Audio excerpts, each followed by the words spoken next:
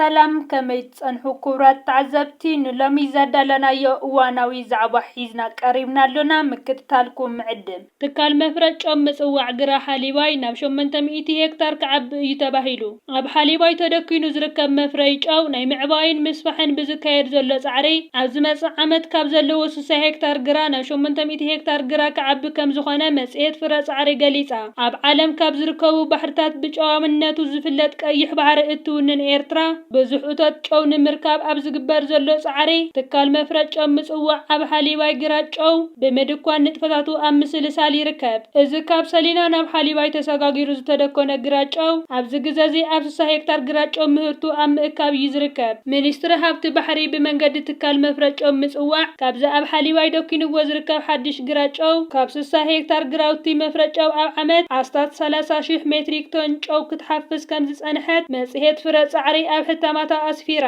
እታ መጽሔት ወሲኻ እዚ ሓሊባይ ተደኪኑሉ ዘሎ ሓድሽ መፍረጨው ኣብ ዝመጽእ ዘሎ ዓመት ነዚ 60 ሄክታር ግራት ጨው ናብ 800 ሄክታር ግራት ጨው ብምዕባይ መጠን ዝሓፍስዎ ጨው ንኽዓቢ ወጢኑ ከም ዘሎ ሓቢሩ መጠን ጨዋማ ቀይሕ ባሕሪ 400 ppት ይበጽሕ ሕብራት ኢማራት ዓረብ ናብ ኢትዮጵያ የእትያተን ዝነበረት ድሮናታት ትማሊ ኣውጽያተንን ኣግዒዛተንን ከም ዘላ ጸብጻባት ወጽኡ ይርከብ ከም ዘሎ ዕሸል መራሒ ኢትዮጵያ አብይ አሕመድ ካብ ሕብራት ኢማራት ዓረብ ካልኦት ሰለስተ ሃገራት ነፈርቲ ኩናት ተለቂሑን ተኻሪዩን መበል 9 ዓመት ምምስራት ሓይለ ኣየር ናይቲ ሃገር ብምኽባር ኣብ ዝሓለፈ ሰሙን ፈኻራ ከካይድ ምጽንሑ ይዝከር ዕሸል መራሒ ኢትዮጵያ አብይ አሕመድ ወተሃደራውያን ኣዘዝቱን በድሕሪ ናይ ሕብራት ኢማራት ዓረብ ምዑብላት ነፈርቲ ኩናት ብምግባር ሕፍር ከይበሉ ናብ ህዝብን መንግስትን ኤርትራ ፈኻራታት ከካይዱ ተዓዚብና ነርና እተን ዝፈከረለን ናይ ልቓሕ ነፈርቲ ከዓ ሕጂ ሕብራት ኢማራት ዓረብ ትማሊ ሙሉእ ብሙሉእ ናብ ሃገራ ክትግዕዘንን ሰልፊ ብልጽግና ካብ ግዜ ናብ ግዜ እናጸበቦን እናኸፍኦን ይኸይድ ከም ዘሎ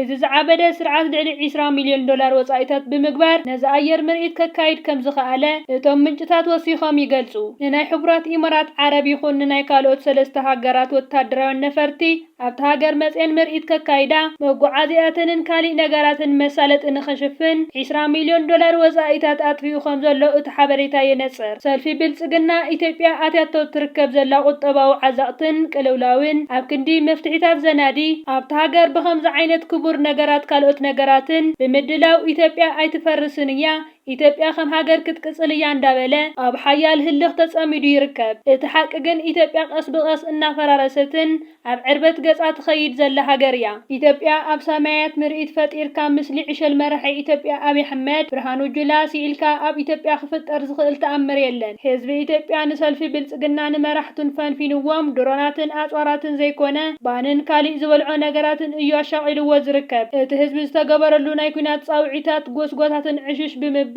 ብልጽግና ንኽዓርፍ ብጽሞና እናተኸታተሎ ከም ዘሎ እቶም ምንጭታት ይሕብሩ ውድብ ሕብራት ሃገራት ኣብ ክልል ትግራይ ዝረአ ዘሎ ናብ ጎንፂ ናይ ምምላስ ዝንባለታት ከም ዘሻቐሎ ገሊጹ እቲ ሎሚ ብቤት ጽሕፈት ዋና ጸሓፊ ዝወፀ መግለጺ እቲ ሕብረት ለምቕነ ኣብ ኢትዮጵያ ብፍላይ ድማ ኣብ ክልል ትግራይ ዝረአ ዘሎ ሓደሽቲ ምዕባለታት ብቐረባ ይከታተሎ ከም ዘሎ የመላኽት እቲ መግለጺ ብስም ወሃቢ ቃል ቤት ጽሕፈት ፋራን ሃቅ ዝወፀ ኮይኑ እቲ ሓድሽ ኩነታት ኣዝዩ ዘሻቕል ከም ዝኾነን እቲ ዋና ጸሓፊ ብትኹረት ይከታተሎ ከም ዘሎን ይሕብር ካብ ዝሓለፈ ቀዳመ ሰንበት ጀሚሩ ኣብ ከባቢታት ወረዳ ጸለምትን ደቡብ ትግራይን ኣብ መንጎ ሓይልታት ትግራይን ሰራዊት ኢትዮጵያን ግጭት ከም ዘጋጠመ ጸብጻባት ይሕብሩ ኣብ ዝሓለፈ መዓልትታት ድማ ኣብ ሰለስተ ከባቢታት ዞባ ማእኸል ትግራይ መጥቃዕቲ ድሮን ከም እተፈጸመ ምፍላጥ ተኻኢሉ እዩ በቲ መጥቃዕቲ ድሮን ሓደ ሰብ ህይወቱ ክስእን እንከሎ ኣብ ልዕሊ ንብረት ጉድኣት ከም ዝበጽሐ እቶም ዝወፁ ዘለዉ ሓበሬታታት የመላኽቱ እዚ ከምዚ ኢሉ እንከሎ ካብን ናብን ኣዲስ ኣበባን ከተማታት ትግራይን ዝግበር በረራታት ነፈርቲ ካብ ዘቋርጽ ራብዓይ መዓልቲ ዝሓዘ ኮይኑ ኣብ ልዕሊ ህዝቢ ሻቕሎት ምጭንናቕን ኣስዒቡ ከም ዘሎ ጸብጻባት ይሕብሩ